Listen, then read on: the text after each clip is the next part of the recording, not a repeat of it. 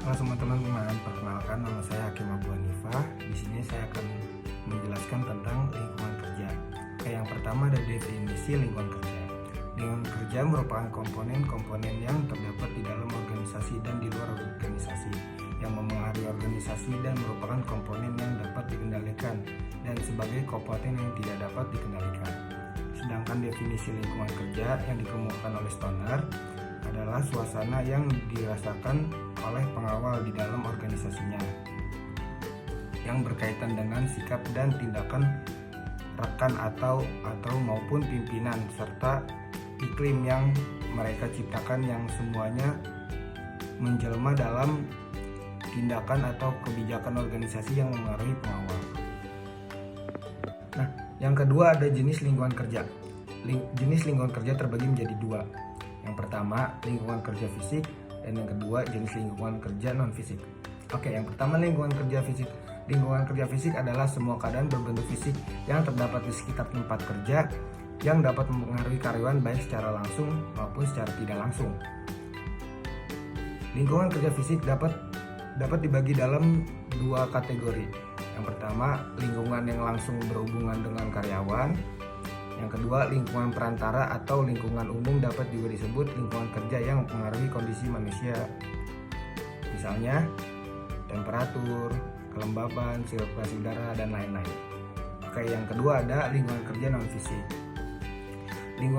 Lingkungan kerja non-fisik adalah semua keadaan yang terjadi yang berkaitan dengan hubungan kerja, baik dengan atasan maupun dengan rekan kerja ataupun hubungan dengan bawahan.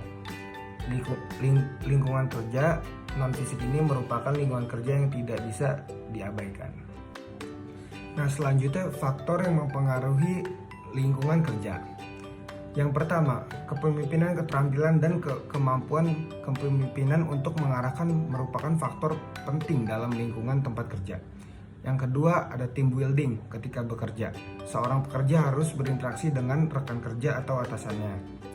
Yang ketiga, individualitas karyawan dalam menjadikan lingkungan kerja yang baik dan nyaman. Manajer perusahaan juga perlu memperhatikan setiap individu dalam perusahaan.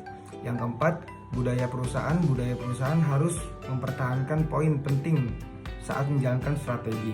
Perusahaan harus memastikan bahwa keseharian karyawannya mencakup tujuan nilai dan tujuan strategis. Yang kelima, ada fleksibilitas. Ruang kerja meluncurkan sebuah bisnis tentu tidak mudah. Bisnis membutuhkan tenggat waktu dan peta jalan yang jelas untuk mencapai tujuan. Oke, yang terakhir, lingkungan kerja dalam perspektif Islam. Yang pertama, adil dan merata. Yang kedua, etika kerja yang baik. Ketiga, keseimbangan hidup dan kerja. Keempat, perlindungan hak pekerja. Kelima, kerja keras dan doa. Keenam, pentingnya kreativitas dan inovasi. Yang terakhir, solidaritas dan kerjasama. Sekian dari saya, terima kasih.